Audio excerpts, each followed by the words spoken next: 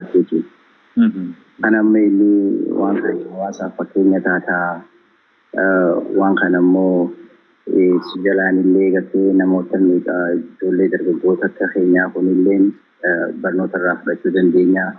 Abbootii qabeenyaatii fi ilmuma namaatiif ati gartee tola ooltummaa sana beekuun hedduu gaariidha jee waan anis yaada san qabuu fi bifa social miidiyaatti yoo dhufte hedduu bareedanaan jennaaniin seene malee ani keessa kanallee waan hin dalaguu fi waan hin godhullee asirratti baasuu fi bu'aan asirraa harkadhullee hin jiru immoo yaallummaan kiyya hawaasni kiyyaa fi namni keenya ilmuma namaatu jechuu gartee ilma Oromoos ta'e saba biraatis ta'e Islaama ta'e Kiristaana ta'e waaqeffataa ta'e nama kana hunda osoo addaan hin fille bikki rakkinni itti argamee fi bikki itti gargaarsatti barbaachisamutti waan natti dhagahame waan anis ilma namaa ta'ee gartee dhaladheef jecha nama rakkatu haga dandeettii xiyyaatti dhumaan gargaaraa waan rabbinaa laafsechuufiin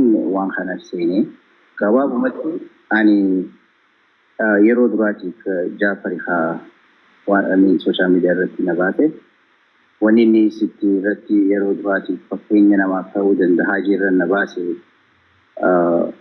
haadha kiyya isii quban qabne isii manaa fi makiinaa fi waan takka isii duuba godheetiin akkasii sarpiraayiz isii godhe sarpiraayiz sanuu isaatuutu deemee waan san irra na gargaaree na onneechuu ture kanaaf ilanii ansallee gara dhuunfachuu fadhu. Thank you. Galatoomii jennaan jaaf seenas maanu. Mee of duban si deebisaa jireenya kan kee keessatti dalagaan gad aantummaan ati dalaydee or wanni chaalenjiin dalaga irratti si qunnamtee dalagaan ati irraa gad aantu mana namaa saatoo waan addaa waan xiqqaan ati dalayte kan yaadattu keessaanii jira. Jalqaba Naayiroobitti gaafa namichi nama isha makaddaa kana biyya alaa erguu unsiilee biyya arabaa kana tagartee gaarisaa lojjaaniin ganda Somaalotaa sanii gurguramtu jira. Waan gartee gawaalee adda addaa kanaan fuudhee ergaa ture jechuun karaa biyya alaatiif Austraaliyaa, Kanadaa, Ameerikaa, UK kana kanaan erguu ture. Kana wanni jalqaba hojiirraa eegalee. Thank you. Zakkiin dhalataadhaan naannoon dhalataa Harargeeti. Ani immoo hanga narkeetti zakkiin yeroo gargaarsi jiru naannoo hunda bakka hunda ni dhaabbata. Namoonni tokko tokko immoo yeroon argu viidiyoolee garaagaraa zakkiin gandummaa qabaa naannoo Harargee malee hin gargaaru jaan. San irratti zakkii maal jettu? Yeroo uummanni rakkate ati rakkataa Harargee qofa bira dhaabbattamoo rakkataa hunda bira jirta? Dhugaa dubbachuuf abdii fayyaa waan namni asirrattis arguu danda'u. Ta'usoo namni asirratti narkinan dhuunfattee keessaan godhuustu irra hedduudha. Walumaa galattuu nama akkuma reefu jeeti Islaamaa, Kiristaanaa, waaqeffataadha, Oromoodha, Amaaraa, Soomaaleedha, saba biraati jee nama hin filu nama hundaa waan ijuma takka ilaaleetiin gargaara. Thank you. Galatoomii namoonni waan kana dhageessan viidiyoo biraatu ni gootanii viidiyoo akkanaadha koddii godhadhaatii bakka hunda waliin gahaadha because ololli akkanaa yeroo garii ni deema waan ta'eef tole galatoomii. Asumaanuu waan tokkoon dhagee uummanni manaa warreen koomantiin jidduun sagalee akkana jettan sagaleen dikkitti akka dhaga'amu waan harkutti jira. Please yoo dandeessan koomantiilee akkasii godhunaadha dhiifaman of olchaadha. Mee asumaanuu zakkii waan tokkoon dhagee zakkiin mudannoo boqottuu isa mudattee takkaatu jira jedhanii naa himanii dooraala Ameerikaa 600 ol maatiin isaatiin jalaa dhoorkamee akkasumatti karaa maallaqa Itoophiyaatti yeroo deebisnu karaa miiliyoona 100 waan tilmaamamu jalaa qabaniiti akka malee godhanii jaan sun immoo maatuma keessaan wanni akkanaadha irratti tahee jaan zakki wanni kun hagam takka dhugaadha wanni akkanaa mudannoon akkanaa si mudatee maallaqa hagana ga'u namni akkamitti nama dhoorkachuu danda'a san booda akkamitti haati maaltu si mudate waan kanarraa wanni kun jalqaba dhugaadha yoo dhugaate akkamitti ka'uu dandeesse maaltu irraa si mudate maal irraa baratte waan kanarraa. Dhugaadha wanni sanii ni jira madura interview gabaabduu jaafeetuuf na godhe irratti illee ibsee ture immoo gad fageenyaan yoo nama dubbadde nama hundaatillee barnoota ta'a. Dhugaani aanaa kiyya nama na dhiyaatu jaarseesiitii fi habootiyya maqaa isaanii illee asirratti ta'uu hin barbaadu. Gabaabutti habootiyya jaarseesiitii. Waan kanaani amaanaadhaan maallaqa kanallee kan osoon isaanitti hin kanniin dura beeki maallaqni kun nama alagaa nama dhalaadhaa sigaltee isilleen haa galatumtu saadaa jaanii haadha warraa Zakariyaati magaaluma nutti jiraannu kana keessa jirti isilleen dhugaa dubbachuuf asiinillee galatumfachuun barbaada. Maaliif isiin tun obboleettuma rabbiiti nama kuma faamiliitti walitti dhiyaannu. Kana bira yoo xiqqaate waggaa caalaadha malee inni kun isin bira ta'aa ture. Anamma gaa haalli yeroo sanitti naaf mijaa waan turre isin biraa illee fuudheetiin akkasitti isilleen nama amanamu jettee yaaddu nama habooti jettee amanu faamilii hedduun qaba baay'ee wayyaa asirraa Kanadaa fi Ameerikaas hedduu jira. So nama amma sila family fi keessa namni nama bira hayyadda jee yaade kunillee isillee nama amanamaadha. So umara kina hin qabu yoo egaa isi bira hayyachuu barbaadde isii san bira jetteetiti maqaa isiitis naa dhoofte anillee inni sun biraan kaa'u deeme akkasii waan san fudhee biraan hayyachuu ijaarsa abootii kana bira jechuudha. Fudheetti geessee yeroo sanitti nama gartee ani family kiyya aanaa kiyya nama gartee waan hunda daran caalaa anaaf ta'u nama jeetiin nama kiyya abdattee waan san isaan bira jirti. Nama bikka kana garaagarummaa nama keetiitii fi nama alagaa gidduu jiruun ibsuu barbaadeetti si gale. Namni alagaa jechuun waggaa tokko maallaqa bira taa'ee ture.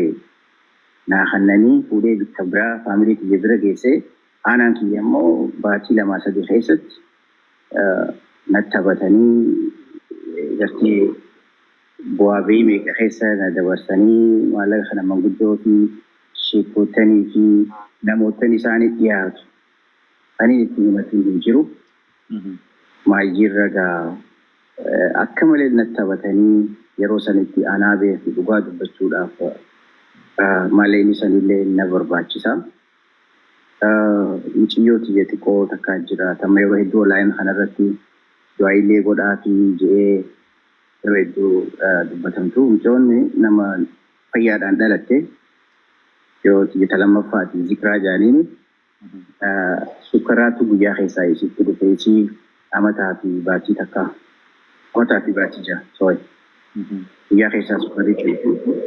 Ana yeroo sanitti kanaanuu bakka yaaddawaa jiru rifadhee yeroo umriitti jettee ani gaddaa gabaa agartee akka malee garaan kiyya kunna badee gaafa ilmoon kiyya san dhukkubsatte san garte.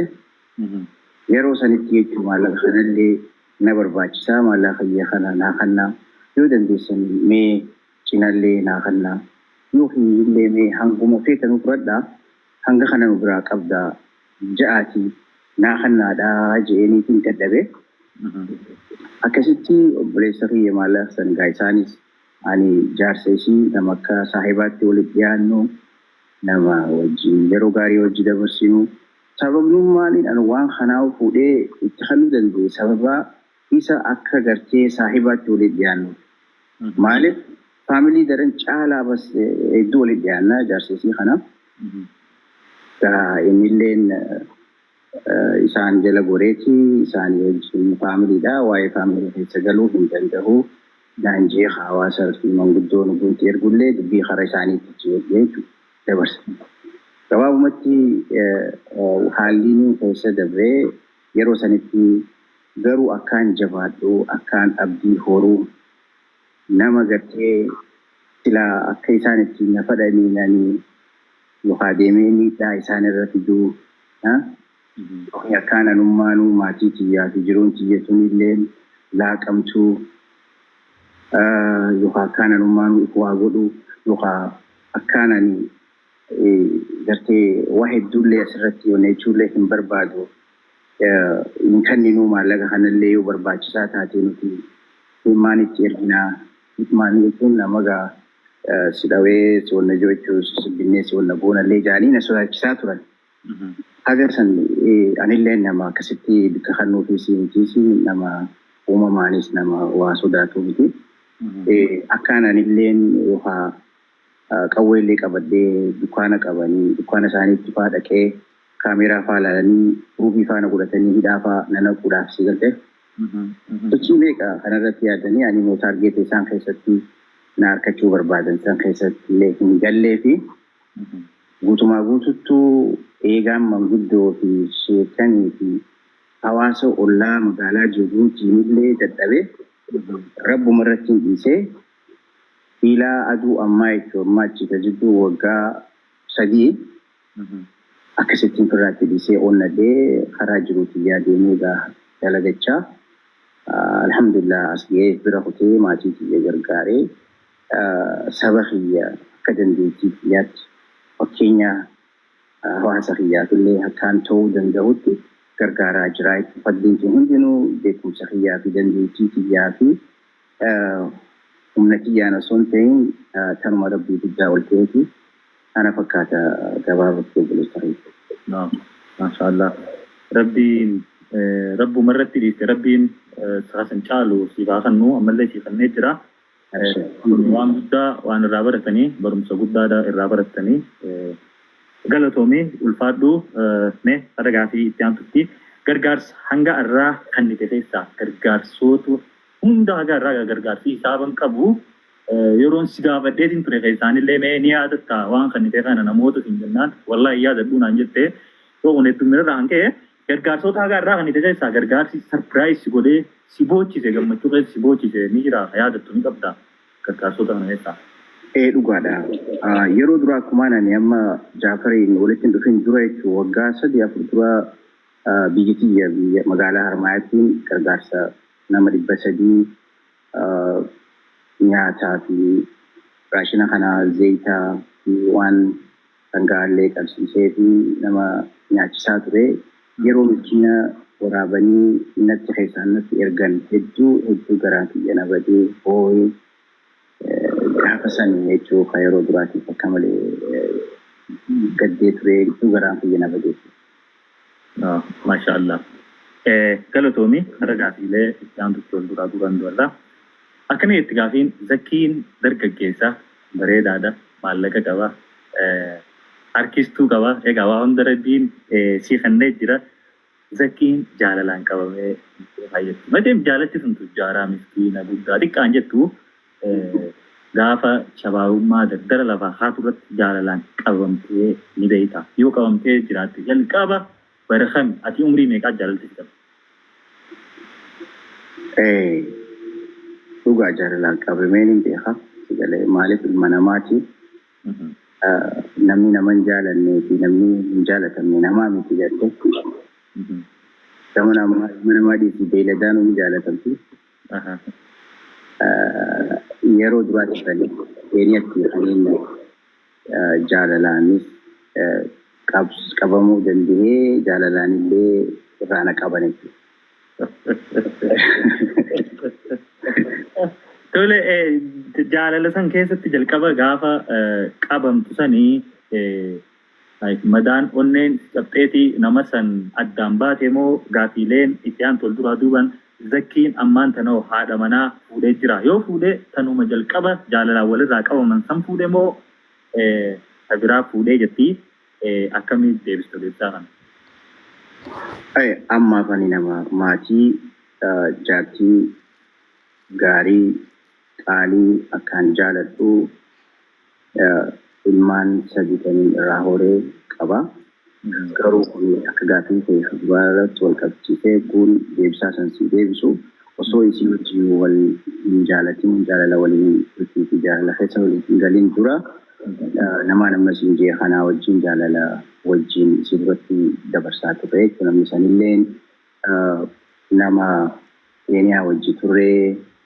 By the way, isi amma silaa jaaladhe kana durallee haadha manaatii yaa wajjin xiqqoorraa keenyarraa wajji guddannee wal beeknaa jechuu gabaabatti. Yeroo sanitti namu isinis heerumtee jirtii turte. Midhaanii fi bishaan namaa kanas bikkatti rabbii walitti fiduu fi yoo hanga manga wajji jiraatanis rabbumaa beekaa gate. Waan yeroo sanitti jaalalleen qabaachuu ture. Isiin sanillee nama as dhuftee asitti maatii ijaartee jirti. Immoo yoo waan kana diteelii keessa akkasitti ibsee hagarii jaalalarraa waan hofaltanii hagariitis waan isin maraasisu hagariitis waan hedduu as keessatti namni gartee raawwachuu danda'a jeetii yaada. Immoo kanaaf amma yoo isin dubbadha kanaan jette yoo taate malee anamma as keessatti kana baaba kanaas dubbachuullee hin barbaadu. Gaafiidha. Gaafii kana ni deebistaa yoo ta'e sin deebistu. Kana fakkaataa beekuu.